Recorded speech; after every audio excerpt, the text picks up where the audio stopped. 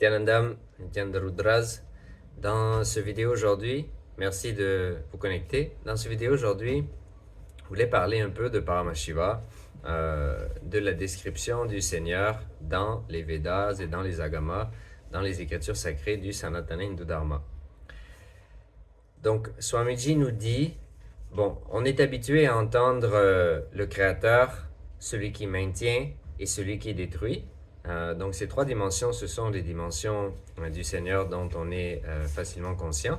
Mais dans le Sanatana Hindu Dharma, il nous enseigne qu'il a deux autres fonctions, au-delà de la création, de maintenir la vie et de la destruction. Et les autres dimensions, c'est de mettre et de sortir de l'illusion, mettre dans l'illusion et sortir de l'illusion. Et la dernière dimension, c'est la libération, c'est libérer l'âme et l'amener dans un espace d'unité parfait avec Paramashiva. Donc,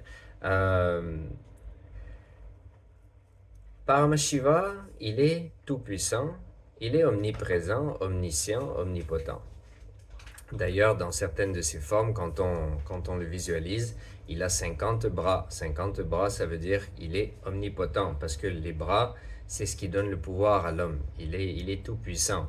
Avec nos mains, avec nos bras, on est en mesure de faire beaucoup de choses que, par exemple, les animaux ne peuvent pas faire, parce qu'ils n'ont pas développé des membres comme ceux de l'être humain. Il a 25 têtes. 25 têtes et il a les trois yeux dans les 25 têtes. Donc ça, c'est l'omniscience. Il a la connaissance, le savoir, il sait tout, il voit tout.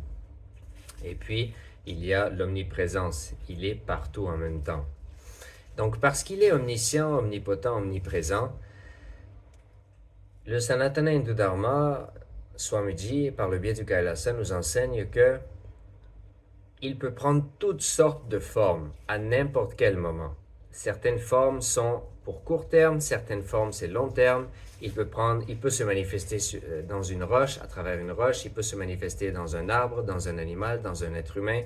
Il peut se manifester pendant 15 secondes. Il peut se manifester pendant 30 jours. Il peut se manifester pendant 500 000 ans. Il n'est pas limité. Le Seigneur n'est pas limité par quoi que ce soit. Il n'est pas limité par quoi que ce soit.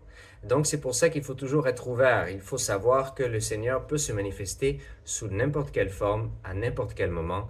Et donc, il ne faut pas le juger. Il faut rester ouvert, réceptif, à l'écoute. Il faut être à l'écoute du Seigneur et de la manière dont il nous parle.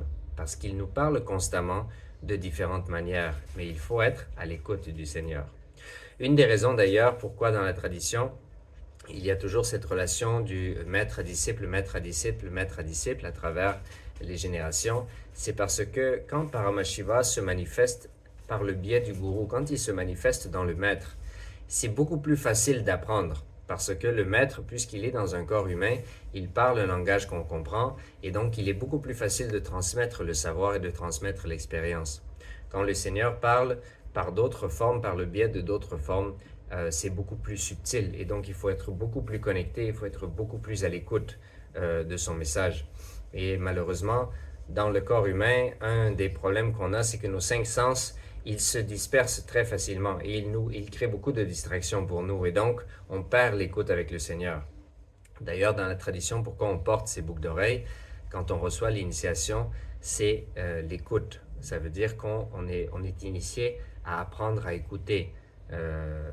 Écouter le Seigneur, rester à l'écoute du Seigneur. Et dans cette écoute, il y a cette supraconscience qui se manifeste en nous et qui se manifeste par le biais de notre corps. Donc c'est très important de savoir parce que des fois on se demande pourquoi dans l'hindouisme il y a tellement de dieux, il y a tellement de choses différentes. Et il faut savoir que ça représente entre autres cette réalité que le Seigneur se manifeste sous différentes formes et donc on ne peut pas le juger et on ne peut pas savoir comment il se manifeste, pourquoi il se manifeste.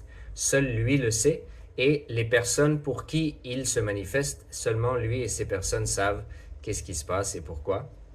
Et donc, il faut rester à l'écoute, il faut inviter sa présence, il faut être toujours dans un espace de reconnaissance face à tout ce qui l'amène au fait qu'il est la source de la vie, il est la source de toute vie et de toute manifestation.